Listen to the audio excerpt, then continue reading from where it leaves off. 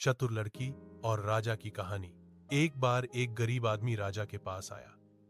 महाराज, मुश्किल वक्त है, 5,000 रुपए उधार दे दीजिए, 5 साल में लौटा दूंगा। राजा ने भरोसा कर रुपये दे दिए। 5 साल बीत गए मगर वो लौटा नहीं। राजा कई बार गया, हर बार बहाने मिले। एक दिन राजा खुद उसके घर पहुंचा। घर में एक छोटी लड़की थी। राजा ने पूछा, बेटी, तुम्हारे पिता कहाँ हैं?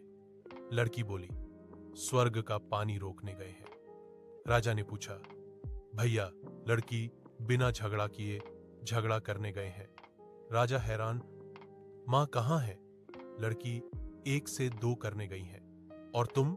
मैं घर बैठी संसार देख रही हूं। राजा उलझ गया, इन बातों का मतलब? लड़की बोली, पहले वचन दीजिए, मेरे पिता का कर्ज माफ करेंगे। राजा ने हामी भरी। अगले दिन राजा आया। लड़की बोली, पिताजी छत ठीक कर रहे थे, यानी स्वर्ग का पानी रोकना। भैया कांटे काटने गए थे, बिना झगड़े झगड़ा। माँ दाल पीस रही थी, 1 से 2 करना।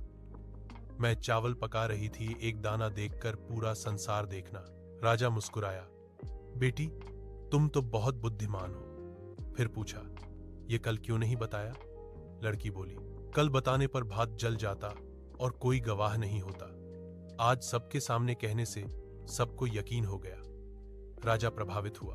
उसने अपनी मोतियों की माला लड़की को दी और कहा, बेटी, तुम्हारे पिता का कर्ज माफ और ये तुम्हारी चतुराई का इनाम।